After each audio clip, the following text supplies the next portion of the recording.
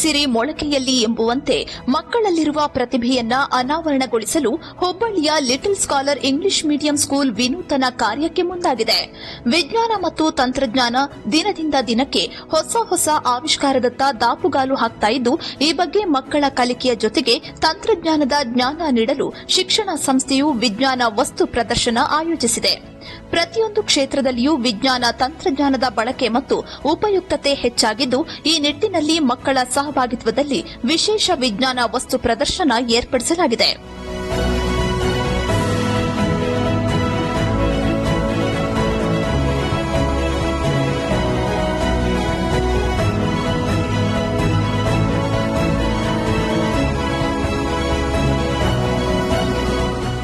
ಹೌದು, ಹುಬ್ಬಳ್ಳಿಯ ಉಣಕಲ್ನಲ್ಲಿರುವ little scholar English medium ಸ್ಕೂಲ್ನಲ್ಲಿ ಆಯೋಜಿಸಲಾಗಿದ್ದ ವಿಜ್ಞಾನ ವಸ್ತು ಪ್ರದರ್ಶನದಲ್ಲಿ 100 ವಿದ್ಯಾರ್ಥಿಗಳು ಭಾಗವಹಿಸಿದ್ದು, ಸುಮಾರು 150ಕ್ಕೂ ಹೆಚ್ಚು ವಿಜ್ಞಾನ ಮಾದರಿಯನ್ನ ತಯಾರಿಸಿರುವುದು ಮಾತ್ರವಲ್ಲದೆ ವಿಜ್ಞಾನ ಉಪಕರಣಗಳ ಉಪಯೋಗವನ್ನ ಸಾರ್ವಜನಿಕರಿಗೆ ತಿಳಿಪಡಿಸಿದ್ದಾರೆ.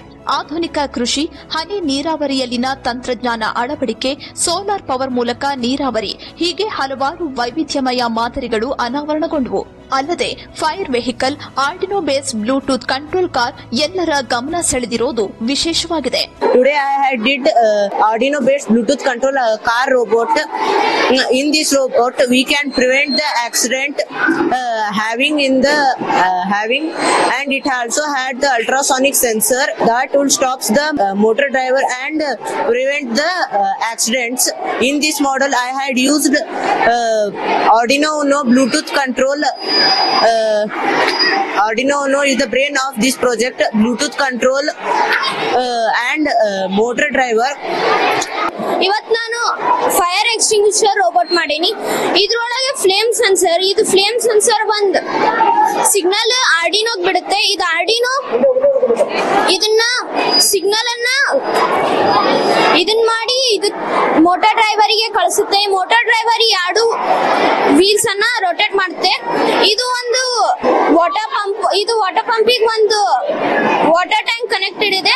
ಇದು ವಾಟರ್ ನ ಪಂಪ್ ಮಾಡಿ ಅದು ಫೈರ್ ಹತ್ತಿದ ಜಾಗಕ್ಕೆ ಎಕ್ಸ್ಟಿಂಗ್ವಿಷ್ ಮಾಡುತ್ತೆ.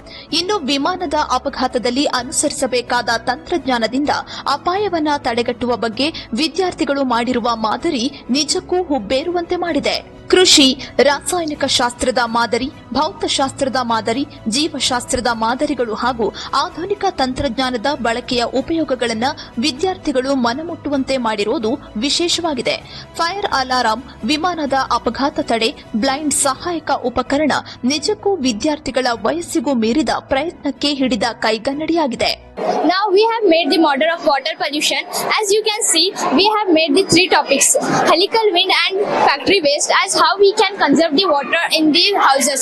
When the rain will be occurs, we can conserve the water on the rooftop. We can conserve the water. After conserving the water, we can filter it and use for the car, vehicles, washings and gardening the plants. In this model, have you know that in this year Hubli Dharwad conserved 22% of our rain. For that, we have made a plan to convert the water to preserving. We have made that model. As you can see, when the rain will occur, we can conserve that water on the rooftop. After collecting the water on the rooftop, we can filter it out and we can use for our useless sets. And today I present a model that can save passengers' life in case of any emergency.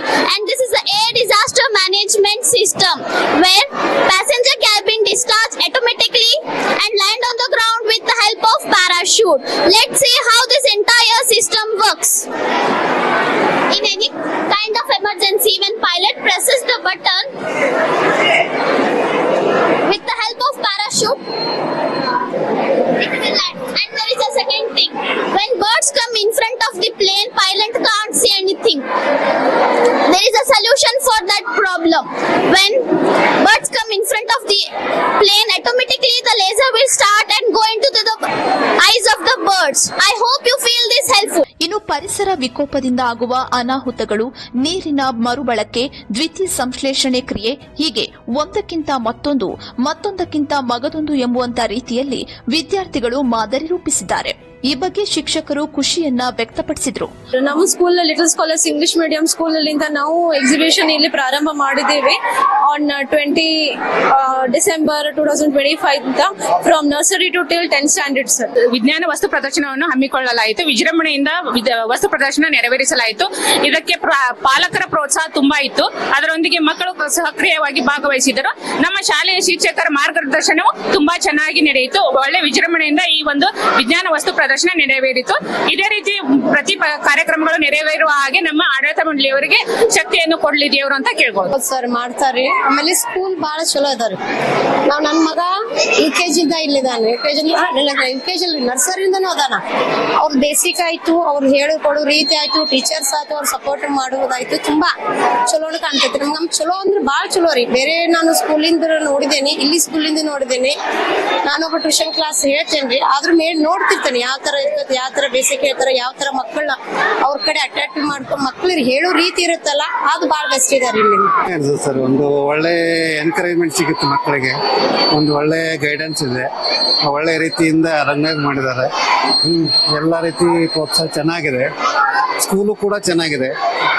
ಇದರಲ್ಲಿ ಯಾವುದೇ ರೀತಿ problems ಇಲ್ಲ. ಏನೇ ಇದ್ರೂ direct ಆಗಿ ನಾವು ಮಾತಾಡೋಕೊಂದು ಅವಕಾಶ ಇದೆ ಪೇರೆಂಟ್ಸ್.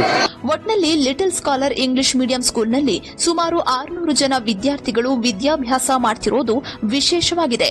ಈ ಕಾರ್ಯಕ್ರಮಕ್ಕೆ ಆಗಮಿಸಿದ ಸೂರಜ್ ಶ್ರೀನಿವಾಸ್ ಮಾನೆ, ಅಶ್ಫಾಕ್ ಹಿಡಕುಂಬಿ, ಇರ್ಫಾನ್ ಬಂಕಾಪುರ ಅವರಿಗೆ ಆಡಳಿತ ಮಂಡಳಿ ಆತ್ಮೀಯವಾಗಿ ಸನ್ಮಾನಿಸಿ ಅಭಿನಂದನೆ ಸಲ್ಲಿಸಿದೆ.